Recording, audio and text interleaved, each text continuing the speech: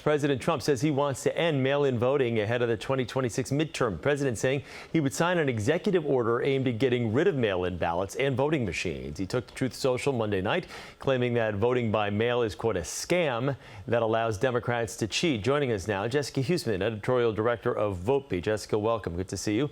Let's start with the issue itself. What are the president's claims against mail-in voting, and is there any truth to the argument that he's making? No, there isn't. And he actually has no power to do anything that he says he's trying to do right now. Article 1 of the Constitution gives the time, place, and manner of elections and conducting them and making choices about them to local governments. It does not give it to the federal government. And so while Trump is saying he would like to ban them, he would like to take voting machines away, there's really very little in practice he can do about any of that. You know, as it relates to the Constitution, obviously states are in charge of the voting in each of the 50 states, and obviously mail-in voting in some way, shape, or form is available in all 50 states. The president's attack on mail-in ballots is nothing new, but I think we can all agree, as president, he feels he has the authority to make this type of change. The states probably are not going to allow that to happen. No, I don't think they're going to allow that to happen at all. And I think the most alarming part of his Truth Social post was the claim that states are merely agents of the federal government in counting ballots and facilitating elections. That could not be farther from the truth. It actually goes against decades of Republican orthodoxy on this point, right?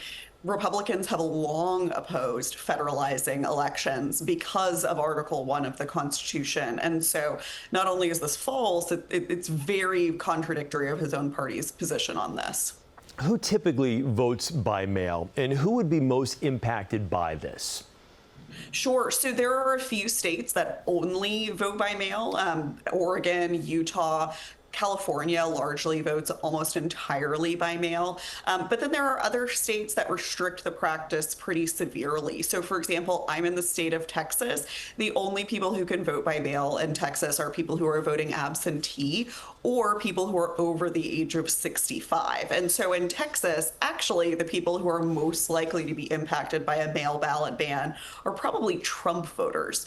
So I'm not sure that he's really thought through the implications of this as he decides to take such a firm position. In that Truth Social post that basically brought all this up from the day before yesterday, he said the United States is the only country in the world that allows any type of mail-in voting, and that's categorically false because at least a dozen other countries, including the UK, all have mail-in voting here.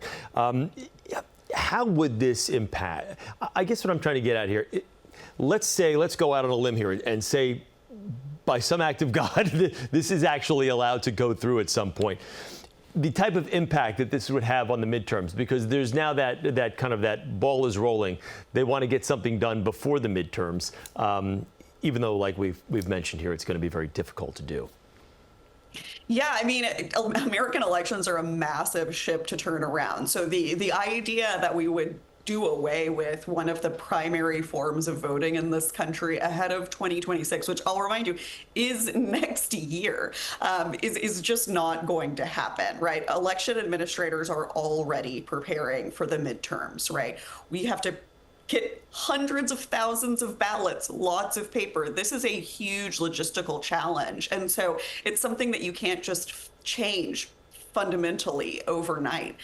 It would be incredibly expensive and incredibly problematic. So we're looking at this as probably a diversion tactic. Probably has something to do with yet another lawsuit by Dominion filed, being won in the last couple of days as far as voting machines are concerned. All right, interesting. Obviously, probably not going to happen, but there will be plenty of talk about this, I'm sure, in the coming weeks ahead.